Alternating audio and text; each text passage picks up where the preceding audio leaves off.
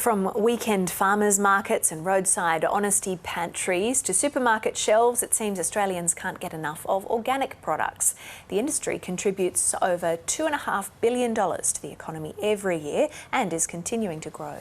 But there are concerns as to what actually constitutes organic produce, and now there's a push for mandatory regulation and certification of organic products to protect the industry's reputation.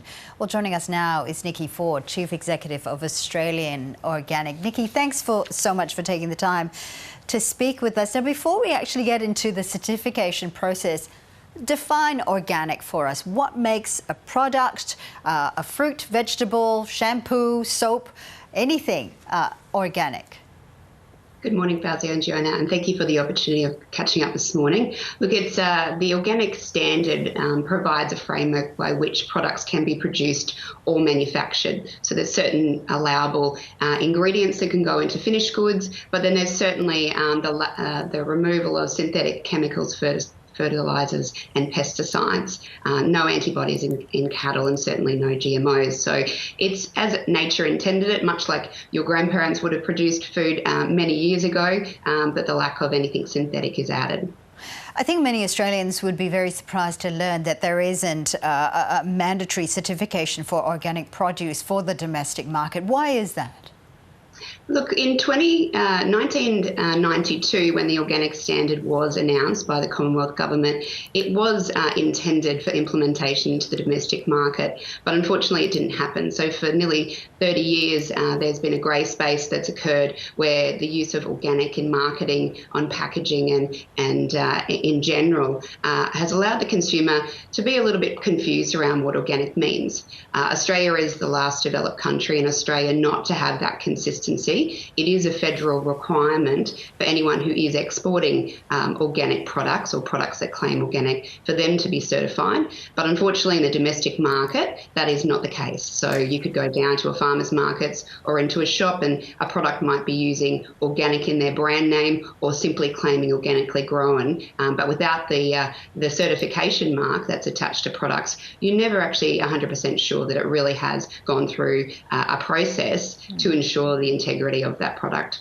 That being the case, then, if there was a farmer who wanted to sell his produce, or someone who's making boutique soaps or shampoos, or even a dairy farmer, if there's no need for mandatory certification, then why would they even want to go through the certification process? There's a couple of reasons. So globally, the standard is to be certified. As I mentioned, we're one of the last countries in the Oceania to not have this. So for producers and processors who want to access the export market, it would be in their best interest to go through a certification process. Even any ingredient that goes into a product that's sold overseas needs to be certified. So there's obviously commercial reasons why someone would decide to become certified. However, the other component is just the integrity of the product. So within the standard itself, it tells you what you can and can't use in the production system and how you do produce. So each producer or processor that signs up to be certified goes through a rigorous audit annually, and they have to keep a lot of records in relation to an organic management program that they have in place. So it's about integrity. And, most consumers think that organic means that it's gone through rigorous testing and a rigorous process to be put together. So if you don't have that certification mark on there, a few consumers might scratch their heads once they get home and they realise that even though it has organic on the front of the packaging or in the brand name, only one ingredient in the whole product may be certified, if not even just particularly claiming organic. So it's quite confusing. Okay, Niki, it's Mother's Day, it's the weekend. I think many Australians may be out and about at farmers markets or so. How can they tell if a product really is organic? Look, you have to look for a certification mark. So the Bud logo that sits behind me is the most recognised logo in Australia. It's been around for a bit over 30 years, but there are 5 other logos, but this is the most recognised. If you see that, then you know it's going through a rigorous process of auditing. The other way to talk about, especially at the markets, is ask the producer. Not every apple or avocado is going to have a mark on it, so it's really important to have a discussion and question, because ultimately that's the only way at the moment you can be sure.